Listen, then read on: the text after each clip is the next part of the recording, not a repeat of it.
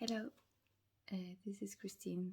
I'm reading my book Crazy, Purified for you in English so that anyone who needs it will have access to it, and I'm directly translating it from Norwegian. Today I'm doing it straight out of, it's early in the morning, I've been walking my dog, been in prayer and felt led to just jump into this right now because there are a few chapters here that I'm not looking forward to read. They are not pretty in any way, so I thought I would just share it unmasked, both like physically straight out of my sleeping state kind of, and then into this horrifying relationship is the first chapter. I might read a bunch just to get it done, or not, we will see. Okay, the horrifying relationship. I would probably have made it quite alright, despite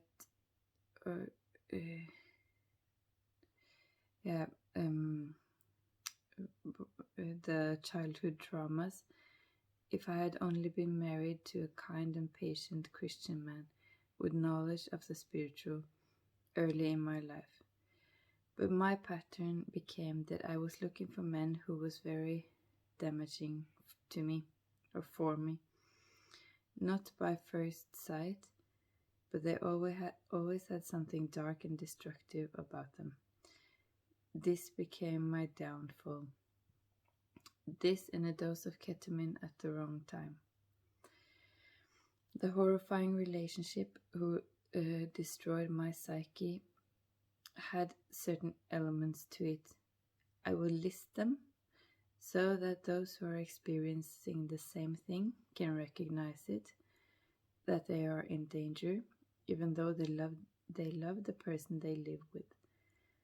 As an introduction, I just want to say, I met him at the party, went home to his house 1 week later to visit, smoked too much weed, and stayed.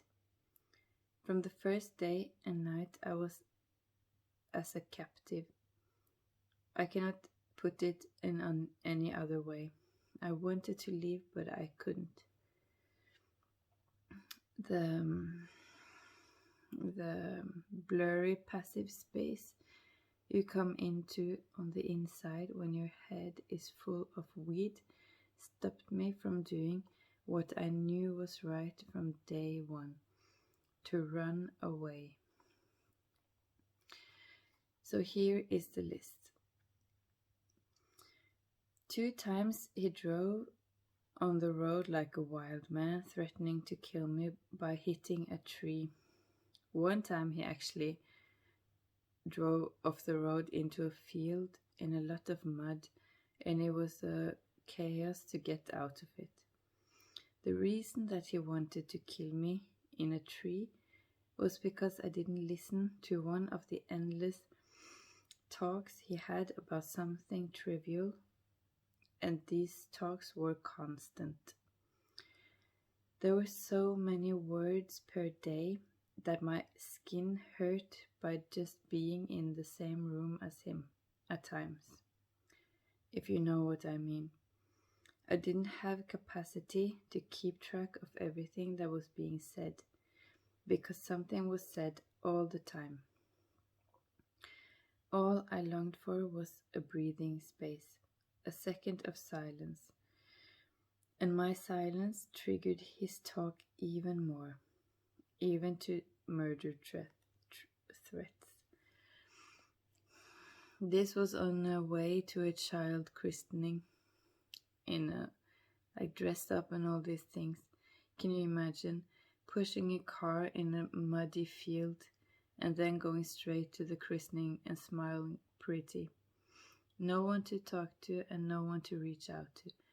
No one saw and I didn't say.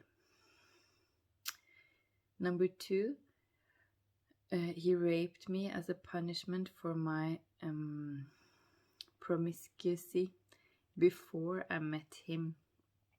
He said to me, "You have acted like a whore, so now I want to show you how whores are treated."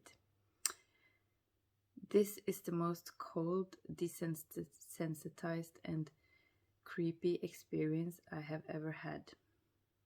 He said, "Be patient with me. I have not done this before." I just lay there stiff and felt his cold, disgusting body towards mine. At one point, he wanted to do something I knew would hurt me. On the inside, I cried out, "God!" Like really, "God!" And at that point, he stopped immediately. It was a miracle.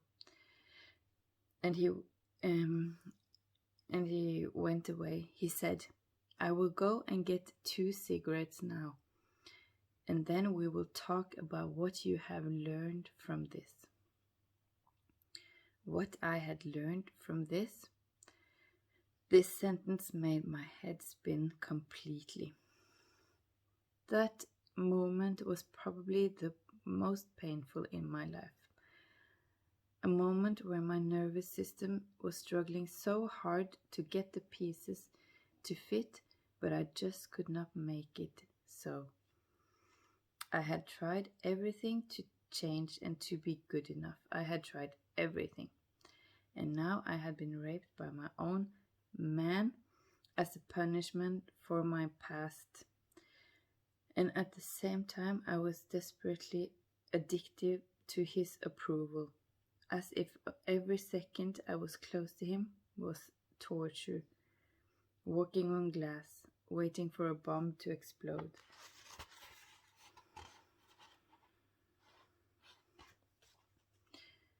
And then I became terribly insecure about myself. Number 3. A broken bottle that he smashed and cut himself with on his whole body to show me how crazy I made him. His blood was running down his arms and legs while he was screaming, "Can you see how crazy you make me?" I became mute. Number 4. Lots of threats. I want to smash your face. You're not worth the dirt under my feet. Flying teacups towards my head. Constantly something. Unspeakably twisted. Not possible to relate to. The endless, very, very bad vibe and atmosphere, like being suffocated. Number 5. I always got information that my brain was made of how would you say in English, like nails and cupboard, like this book is made of, like it's not cupboard, like hard paper that you make boxes out. So he said that my nails that you use, like a hammer and a nail. So he said that my brain was made of nails and this hard paper. This made me feel at one point that I was so scared and tired that I could use many minutes in the store to choose what milk to take, because I was so insecure about his reaction if I took the wrong type of milk, for example. And this made him even more mad, and then we were on again, like this rant. All this made me incredibly tired, and I developed huge problems believing that I was that I had any value, or more correctly, I had constant confirmation of the image I already had, that I was not valuable even to begin with. I asked questions about my own intentions about everything, and it was hard to know if I was capable of doing anything at all. And this is so horrifying, to every day be made aware that you are not even able to think. How are you going to pull off anything if you are not able to think? Then you just have to relate to the other person or rely on the other person because he is a really good thinker. That was no doubt about. This relationship hurt me a lot. My fragile heart looking for love, looking for joy, wanted to be free. When you don't get treatment or a healthy correction after an experience like this, you don't have any option or opportunity to come well out of it. And I didn't have that. Who was going to help me? I looked at myself at the one who had done wrong, and he had done right.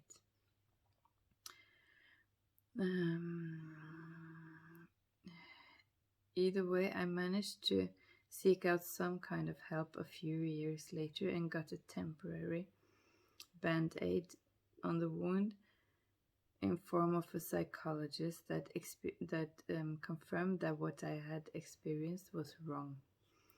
But it didn't take away the wound, the bleeding wound in my heart and soul. And from that time, I was convicted to ending up in even worse situation because I was completely crushed. At least in my own experience, it made so deep wounds, patterns in my thoughts and emotions that I was by now bound to hurt myself.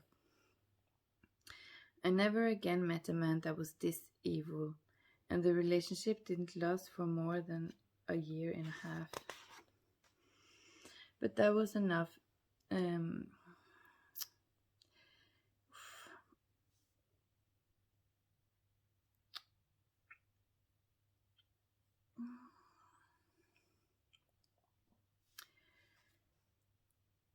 That was enough to make the voices in my head. That was enough that the voices was burnt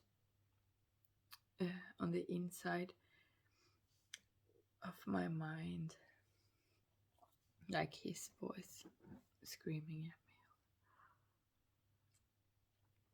at me. My image of men had changed. It was impossible to trust a man after this, but I tried very hard to convince myself that next time it would be good. The next man would be good. Combined with escape in alcohol, wild parties in the weekends, and occasional drugs like ecstasy, weed, LSD, and so on, I kept hurting myself deeply. The way the relationship ended was that I moved to a new house in the mountains to get alone. He agreed to this, but the deal was that he would grow a large amount of weed up there. So he was constantly visiting, even though the house was 3 hours away from our original place. But in this house that I rented in the mountains, there had been a believing person who had passed away. And the house was full of books that, because they had left a bunch of things. The house was full of books about Jesus. Free from Fear was the name of one of them. At this time, I started to wake up by myself at 3 in the night, and I went down to the living room and read the books about Jesus and prayed to God. In a strange way, I got a strength that I never had before. So one day, when he, the man that I'm writing about, had a rage situation and ran away from the mountain house in the car in an enormous speed, I went out to a big oak tree outside the house. The what's it called?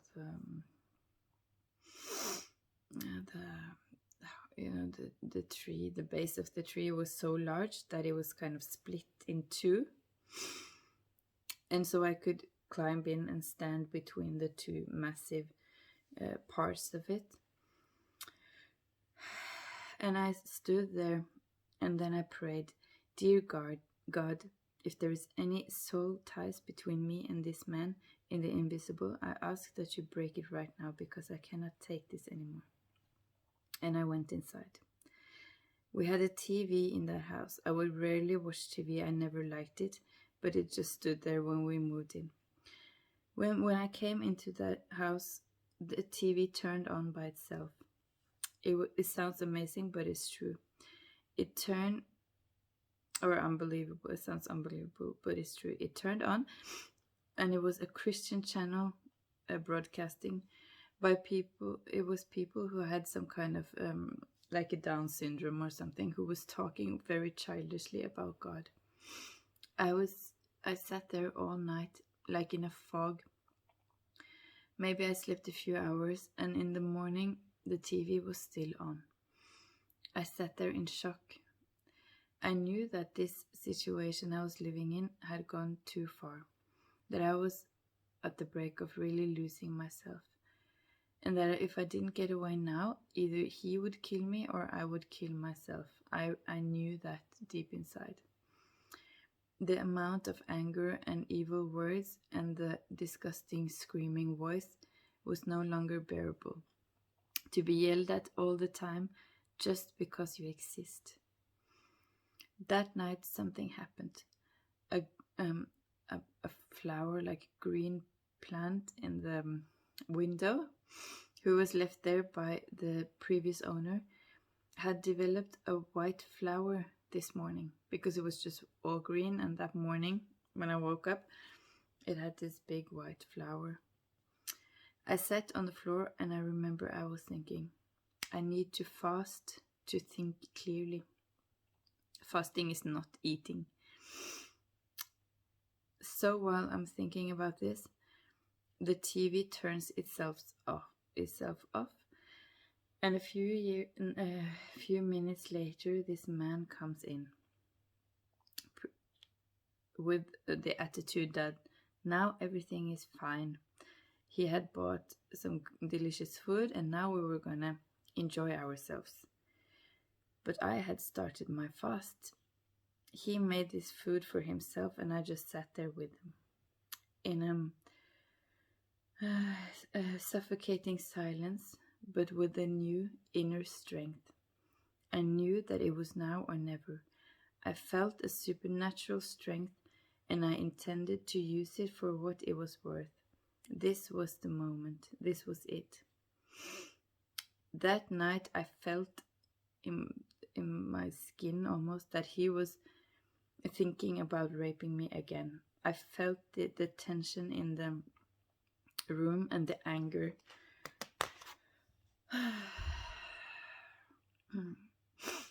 This is a drawing from this chapter.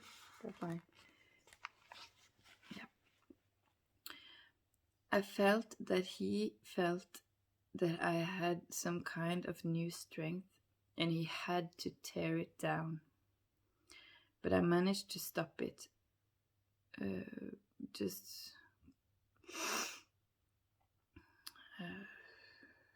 Somehow, like, yeah.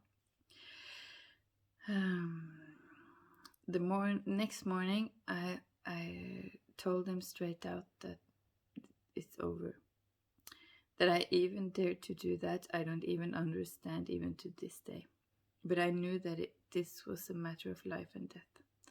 And now I had gained this supernatural strength and the little breathing room that I needed so badly. We were in the house in the mountains.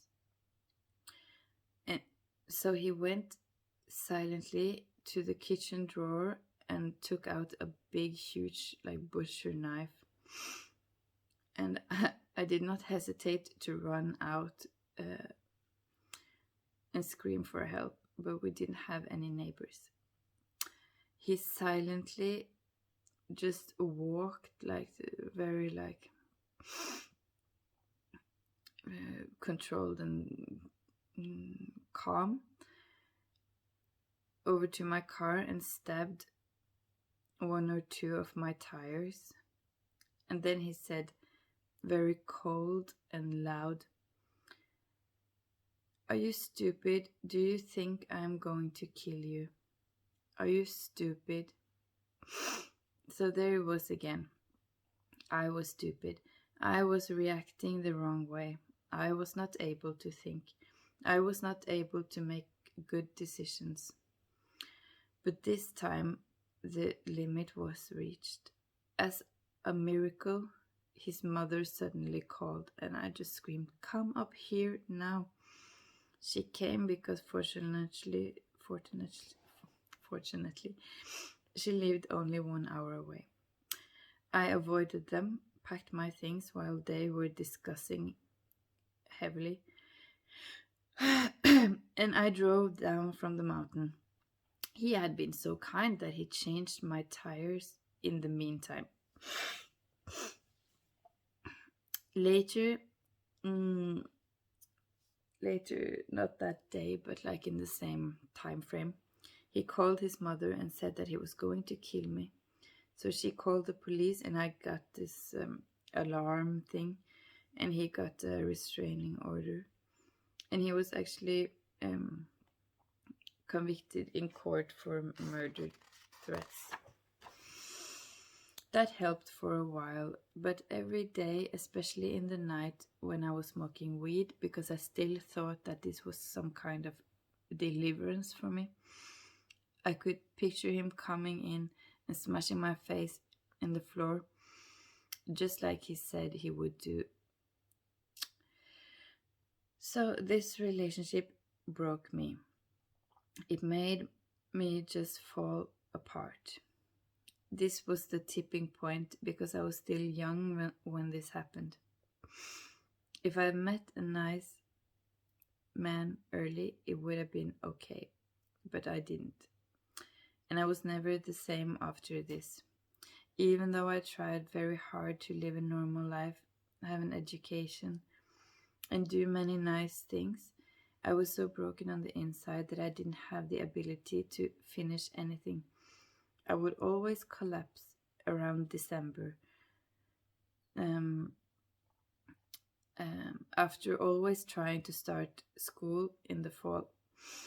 And then I would use months to kind of regain my strength after the collapse in November, December, around that.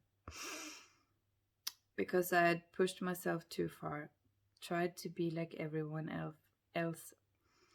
But the destructive words from the violent man was running on repeat in my brain every night and every day. In the weekends, I would get drunk with the students and end up having just random sex with people who broke me even more. But I just couldn't avoid it. This is what I'm trying to say all through this book, that when you are broken, you cannot avoid the destructive behavior. It forces you just out on deeper water. It is so dangerous. It is so dangerous. Dear young girls who experience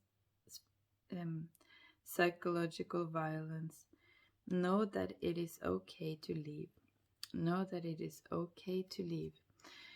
This man that I was with and lived with, he also made me break contact with all my friends and family. He said they hindered my personal development, and that no enlightened people are dependent on their family. If you have heard something similar, know that it is wrong. We need our family, we need our friends, we need a lot of people around us to live a healthy life. But we need that these people are healthy themselves and that they have your best interest at heart. Because I had a destructive and heavy childhood, I could easily see his point that a break in my family relation was necessary to find myself. But that too became my downfall. I was like the word fail was already all over my life. And it is how it became. Rushing into psychiatric department in the hospital a few years later, without any comfort in family or friends. Do not make the same mistake. Know that it is allowed to leave. Like the Bible says, keep your heart above all things you keep, because all of life comes out of it, flows out of it.